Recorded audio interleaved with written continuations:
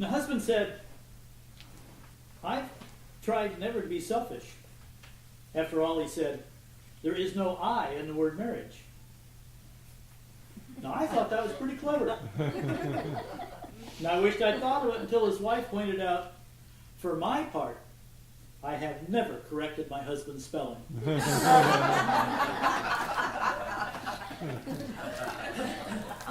Now, that reminded me of my past life experience. Challenger personality types are very likely to correct their husband's spelling. You know who did correct my spelling, and every mistake she thought I ever made, and some I didn't make. Did I mention I was never perfect? Now, just in case you think I'm complaining about my past wife, let me add that I am a much better speller than I used to be. I'm much better at a lot of things. And I got a delightful daughter out of it, too. So I give thanks for my past life experience. Now, 2 weeks ago, I suggested that peacemakers should not marry challengers. Challengers habitually stir up conflict. Peacemakers avoid conflict at all costs.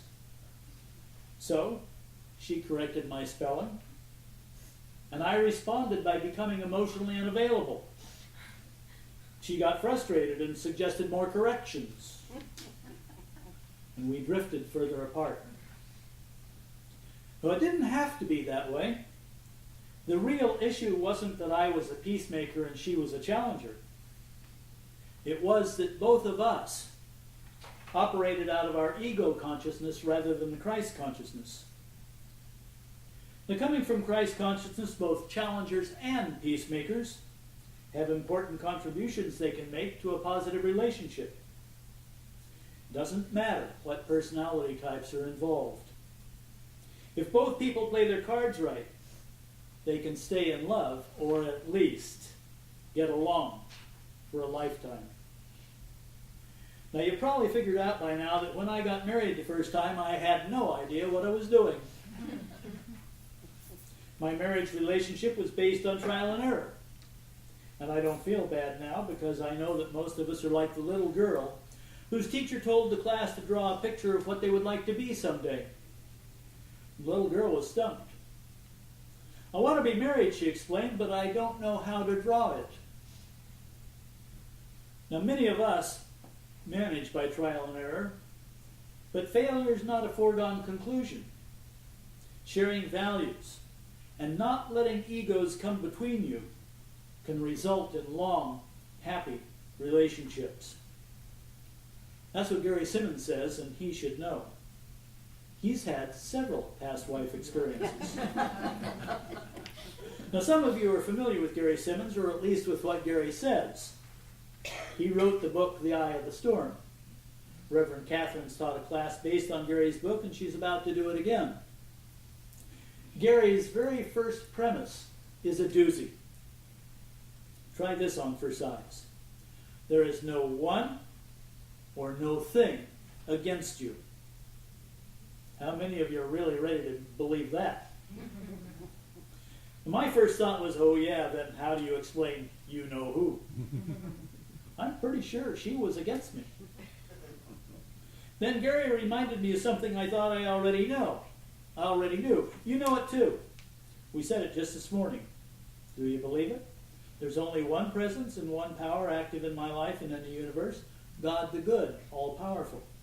We recite it in slightly different words right here every Sunday. It's Unity's first foundational principle. Again, I ask, do you believe it?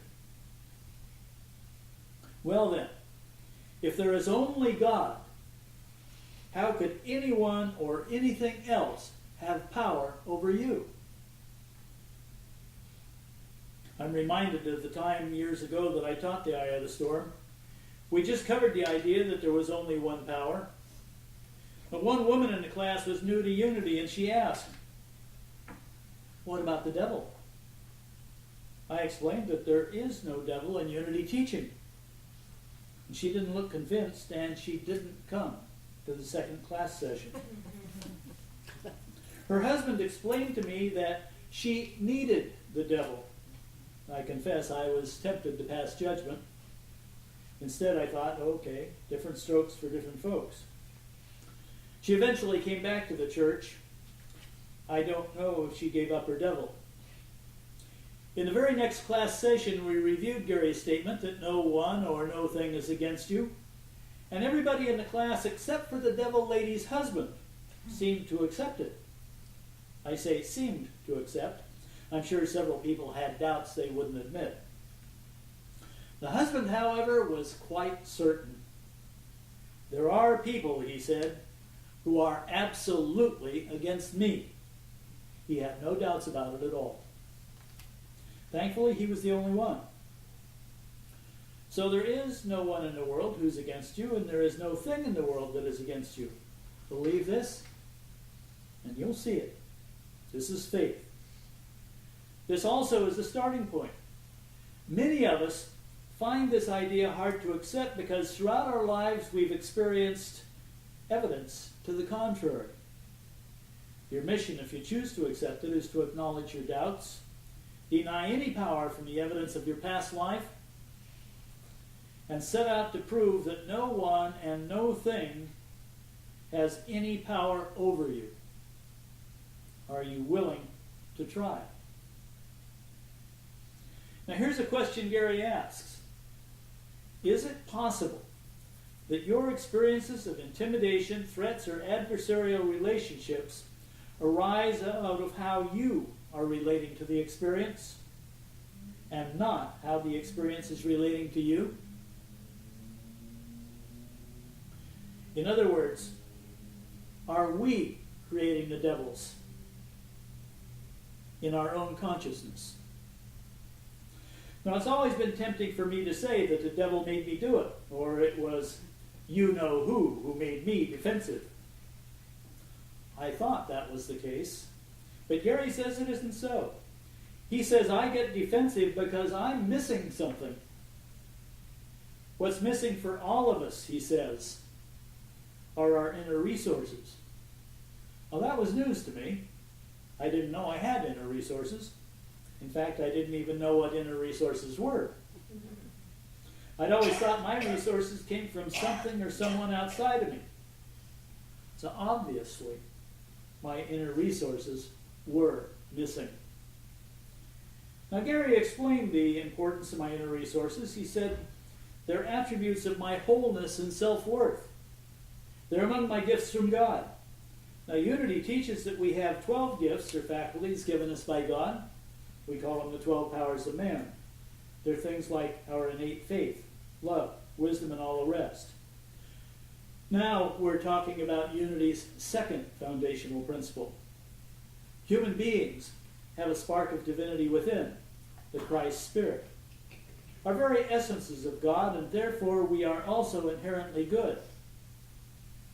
Now, just because we have these inner resources doesn't mean we use them. How often do we relate to a situation defensively because one or more of our inner resources are missing in action? Now, I concede that a few of you have been around long enough to remember the comedian Flip Wilson. His trademark line is, or was, what you see is what you get. Now we're on to the third foundational principle. We create our life experiences through our way of thinking and feeling. Everything in the manifest realm has its beginning in thought. Flip was half right. What you see, what you think you see, is what you get. The fact is, we don't always think we see what we actually see. Now, my brother, the psychology professor, wrote several articles on the subject of perception. I didn't understand a word he wrote. Now, that's odd because perception is one of my favorite topics. When I taught world history back in the old days, I told my students that everything human beings thought, said, or did was because of their perception. And many of those times it was based on misperceptions. Much of history is based on people's misperceptions. And I'll bet you see that happening a lot in other people. Now, Now, my brother defined perception, but I didn't understand it. I'm going to give you a definition that works for me. Perception is the meaning our brains give to the messages we get from our environment through our five senses: sight, hearing, touch, smell, and taste. Is seeing believing? Is hearing believing? How then do you account for different people's taste in our politicians? We can all see and hear the same candidates, but we vote differently. If your vote is different from mine, is one of us wrong? How many of you think you're the one who's wrong? Now, one thing I've always wondered about is how some people like the taste of liver.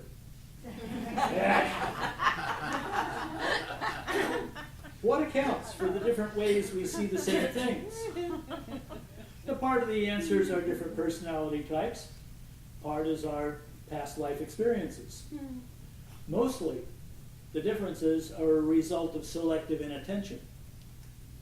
The environment sends us millions of sensations every second, but our brain can give meaning only to a few. Our brains automatically choose which sensations to process and which to ignore. We each have our own default settings. What our brains choose to notice is determined by our past experiences, our preferences, and our expectations. Rather than selective inattention, I think of it as selective attention. Unfortunately, the brain must ignore an overwhelming majority of signals. Then, we miss important clues or interpret situations incorrectly. Now, selective inattention affects our relationships in several ways. One has to do with how we interpret the messages we get from other people. One kind of selective inattention is the way we view other people. Our past experiences or expectations may cause us to view others through the lens of diabolical enemy image. No matter what the other person says or does, we view it as evil or threatening. More than likely, we've misperceived the situation. Then we've made our own contribution to the problem. If we expect the worst, how likely are we to be short on empathy? Have we even bothered to wonder what might be missing for the other person? Now, I began my teaching career at a middle school in south central Los Angeles, what we know as the Hood. Now, Clyde was a small boy in my third period class. And he seemed like a nice boy, but one day he refused to take off his jacket in the classroom. And that was a violation of the rules. And I was determined to show Clyde that I was in charge. I referred Clyde for discipline, and I found out later that Clyde's shirt was in tatters, and he didn't want anybody to know. My relationship with Clyde was damaged. What if I had known? How often are we likely to give the other person the benefit of the doubt? Now, our views of ourselves can also get us into trouble. Virile self-image is another kind of selective inattention. This involves how we want other people to view us. With virile self-image, we may attempt to present ourselves as superior to other people in looks, in wisdom, and in power. To gain the respect we're hoping for, we indulge in the game of one-upsmanship. The ego is in charge. Now, you've all had enough experience to know what this does to relationships. And, of course, this problem is unavoidable. I knew I was right. You know who had to be wrong. Of course I was right. God was on my side. There's no way I was willing to compromise, and there was no way she was willing to compromise. So we drifted even further apart. Now, this is something to think about. What army ever went to war not thinking God was on their side? The belt buckles of Nazi soldiers in World War II said, Gott bei uns. God's on our side. How many of you think God was on the side of the Nazis? But this is a more important question. How many of you think God takes sides? Now here's something I've wondered for a long time. Do we all need somebody to hate? Is it our human nature? Watching the news gives us a ton of evidence. Now I asked Beth this question and she pointed out that babies don't hate. She said that if we needed to hate, we would have come into this life with hate already in our hearts. As it is, we don't hate until we are taught to hate. Do you have an enemy? What taught you to view this person as an enemy? If you do perceive an enemy in your life, ask yourself these questions. Do I have a need to be right? Does that make the other person wrong? Do I have a need to control this situation? If any of your answers are yes, are you being authentic? If you're not being authentic, let these words be your words. Let peace begin with me. Now, Gary recommends 4 steps we can take that will transform the energy of an enemy into the energy of a friend.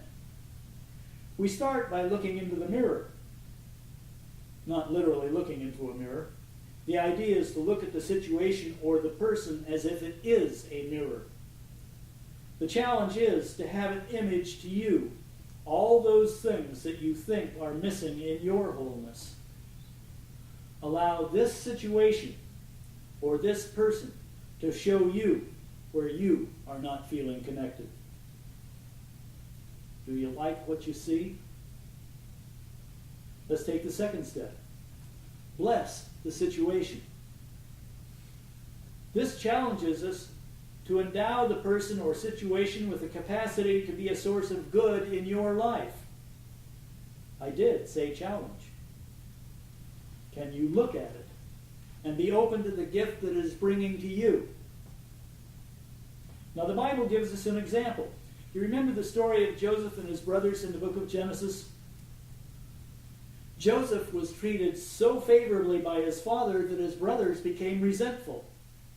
They threw Joseph into a pit and then sold him into slavery. He eventually rose to a position of great power in Egypt. Joseph was then able to rescue his family from the famine that came over the land. The moral of the story was that Joseph's brothers had meant their actions for harm, but God intended it for good. The subsequent history of Israel as a nation depended on it. Now, blessing a situation takes away the belief that anything can come between you and your good. It's an exercise of faith. It has us affirm that all things are working together for good.